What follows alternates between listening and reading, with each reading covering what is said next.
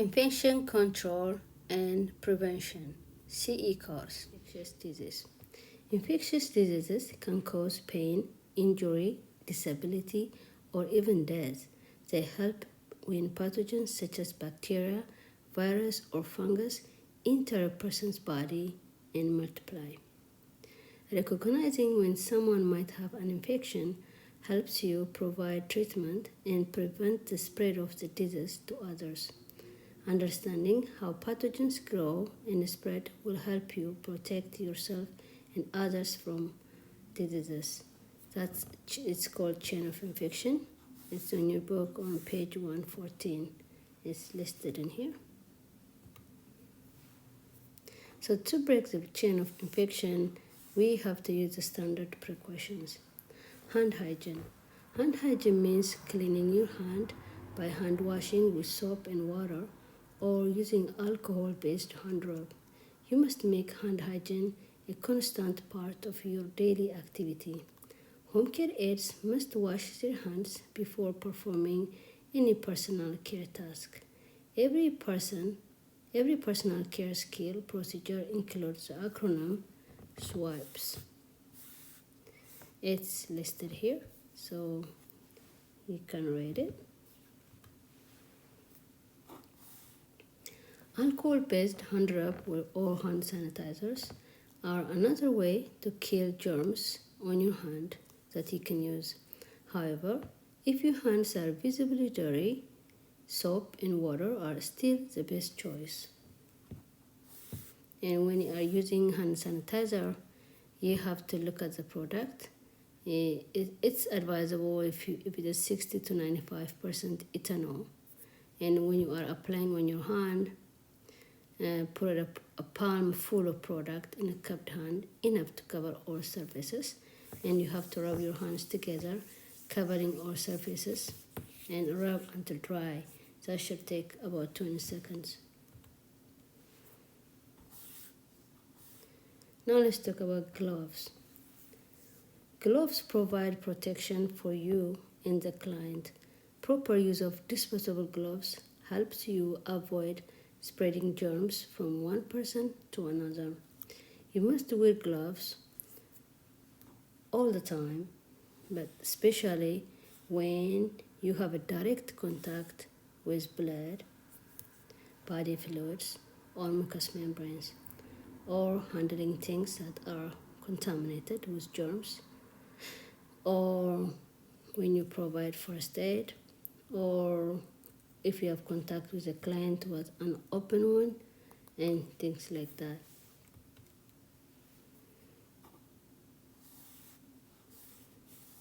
Gloves are disposable. Most gloves are disposable. And gloves, they should fit well and not feel loose on your hand. And gloves be made of the appropriate material, usually latex, natural or vinyl, and they should not be peeling or cracked or discolored or have punctures or tears on them. After you put them, you have to look that, and you have to throw away after each use. And gloves need to be changed between tasks when they have become contaminated with germs or bodily fluids. PPE. We all know about PPE because of COVID. It stands for Personal Protective Equipment. PPE can help break the chain of infection. Masks or respirators and eye protection prevents cough, sneeze, and droplets from entering your eyes, nose, and mouth. Gowns or aprons keep your clothing and skin clean to prevent accidentally spreading germs to others. You should wear PPE when there is a potential for exposure of blood or bodily fluids from a client. If a client has symptoms of a confirmed infection, put PPE on before entering the room.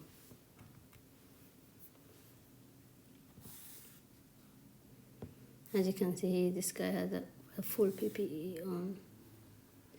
Respiratory hygiene and cough etiquette. Practice respiratory hygiene to prevent the spread of pathogens through droplet transmission. Cover your mouth and nose with a tissue when coughing or sneezing. Or if you don't have a tissue, cough or sneeze into your upper sleeve or elbow instead of your hands. Wash your hands all the time. Okay, about sharps.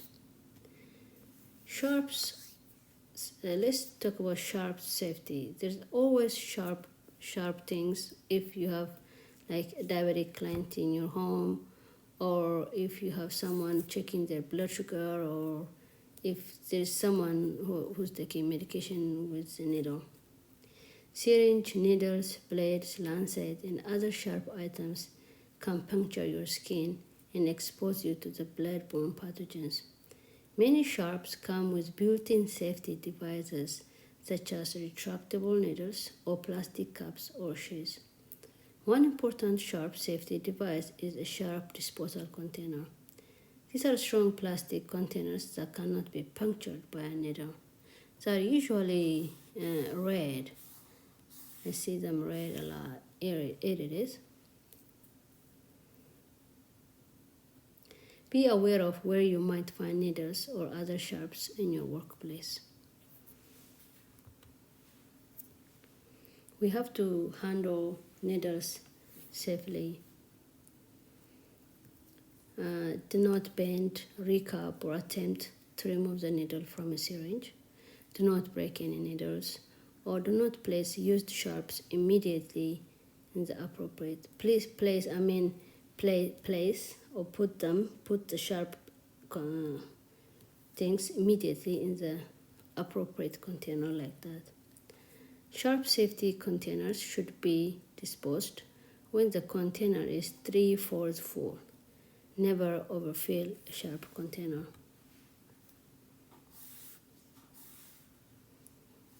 Another standard precaution that we can do to keep our environment safe is cleaning and disinfecting. Always wear gloves when cleaning contaminated surface and things. Treat laundry all the time. When you are handling laundry, treat them as soiled with body fluids or blood as contaminated. It's best to not mix one client's soiled linen together with another client's soiled laundry to minimize the spread of germs. Cleaning and disinfecting are not the same. Cleaning is cleaning with soap and water, or can be scrubbing that removes dirt and some germs. Disinfecting is usually we use a bleach solution or a commercial household cleaning solution, kills additional germs. You can make bleach in your home by mixing 1/3 cup of bleach per gallon of water. So all contaminated waste or garbages need to be disposed in the appropriate spot. You need to talk to your supervisor to see where is the garbage area. Okay, now let's talk about strengthening the immune system. As we age, our immune system becomes less effective at fighting infections. Making healthy choices for yourself and encouraging clients to do the same can help prevent infection. Healthcare workers should stay current on their vaccines.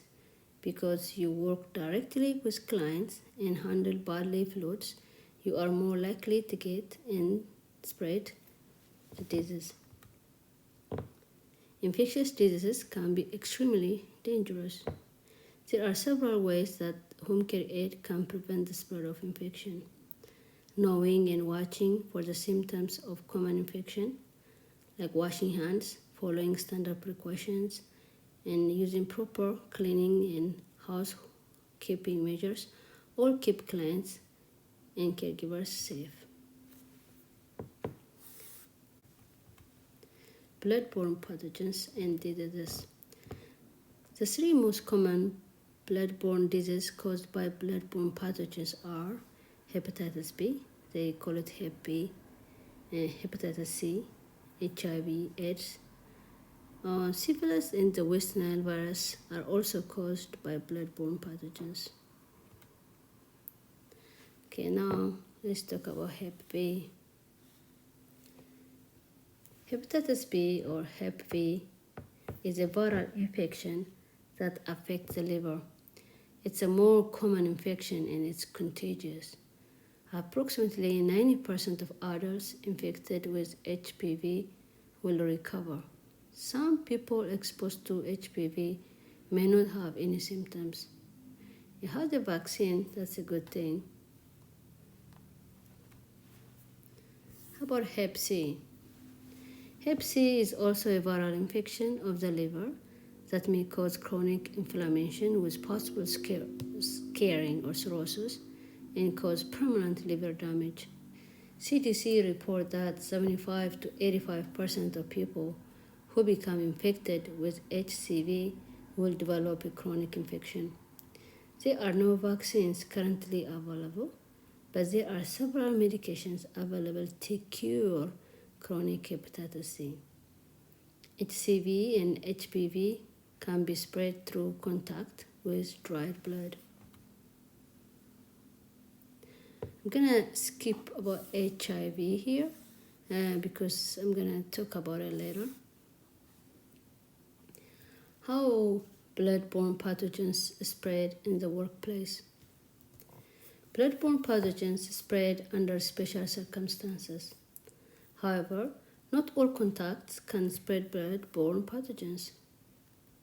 A needle stick or other puncture wound is one, helping a client who's bleeding or helping to clean up blood, vomit, urine, or feces, and like that when you are in contact with the blood or things like that. Ways that blood-borne pathogens cannot spread. The first way is providing whenever you are providing a care with a blood-borne disease, you need to follow standard precautions. Sharing eating utensils, plates, and glasses with a resident doesn't cause blood-borne pathogen.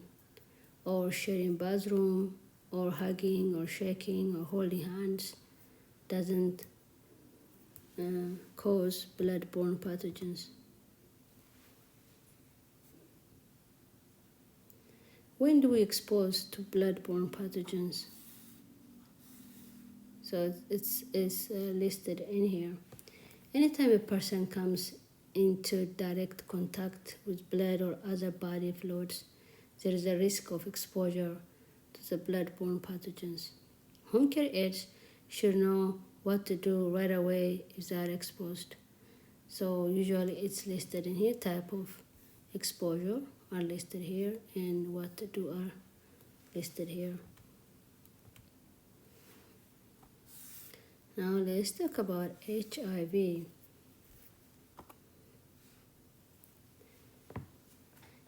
HIV stands for Human Immunodeficiency Virus. It's a virus that attacks the body's immune system. If a person with HIV does not receive treatment, they can develop AIDS, which stands for Acquired Immunodeficiency Syndrome. There is no vaccine against HIV. Early symptoms of HIV may include tiredness, fever, diarrhea, large lymph nodes, loss of appetite, or night sweats. People with untreated HIV infection can develop many different health problems, like pneumonia, severe form of cancer, brain damage, nerve system, or extreme weight loss. How's HIV spread? I'm sure everybody knows. When infected blood, semen, or vaginal fluids and or breast milk enter the body through mucous membranes of the anus, vagina, or penis, or mouth, or through cuts, sores, abrasions on the skin, that's the way they get in. It seems like the highest concentration of HIV virus are in the blood, semen, vaginal fluid, and breast milk. Or having unprotected vaginal, anal, or oral sex with a person who has HIV can spread HIV. Unprotected sex is sexual intercourse without consistent or correct condom use, or using or being stuck with a needle or syringe that has been used by an infected person, like tattoo needles or ink and body piercing needles can cause the spread of HIV. It's also sharing of drug materials or giving birth, breastfeeding, receiving blood. All this can cause HIV. HIV is not transmitted through saliva, tears, sweat. You cannot get HIV from hugging, shaking hands, or sharing toilets, close mouth kissing, sexual activities that do not involve the exchange of bodily fluids or through the air. How HIV works in the body. How did we get it? How does it work through our body? Once a person is exposed to HIV, the virus enters the blood and attaches to a certain white blood cells called T cells. This picture is showing that. The role of T cells is to signal other cells to produce antibodies to fight off pathogens. Producing antibodies is a critical function of our immune system. With the HIV virus attached to the T cells, the antibodies produced to fight the HIV virus are unable to do so. Over time, HIV destroys the T cells in the body immune system. The destruction leaves the person vulnerable to opportunistic infections, cancer, and other life-threatening disease. How do we prevent HIV? Choosing sexual activities that don't involve contact with the body fluids, like semen, vaginal fluid, or blood, or using condoms, taking pre-exposure prophylaxis. Those are medicines people at risk for HIV take to prevent HIV. Or to be abstinence, not having sex, or to get tested and treated for STDs. Okay, what's AIDS, or acquired immunodeficiency syndrome? All people diagnosed with AIDS have HIV, but not all people with HIV have AIDS, because first you have HIV and then you get AIDS. AIDS began when a person with HIV infection has a T cell count below 200. Without treatment, a person has an average of 10 years between the time of the initial infection with HIV and the start of the symptoms of AIDS. They have only 10 years without treatment. Opportunistic infections usually poses little or no threat to people with healthy immune systems. But these opportunistic infections they are very dangerous for people who are diagnosed with HIV or AIDS. Okay, what's the treatment of HIV or AIDS?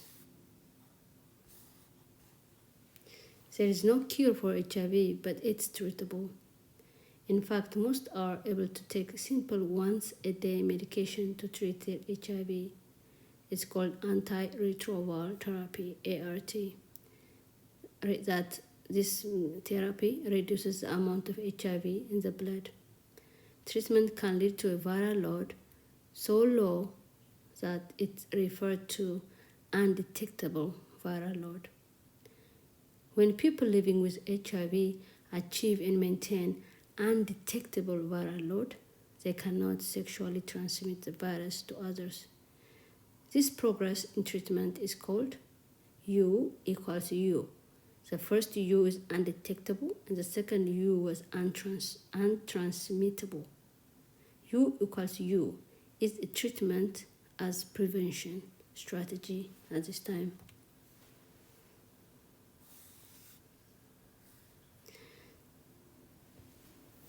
So any person exposed to the blood or body fluid of another person may need an HIV test.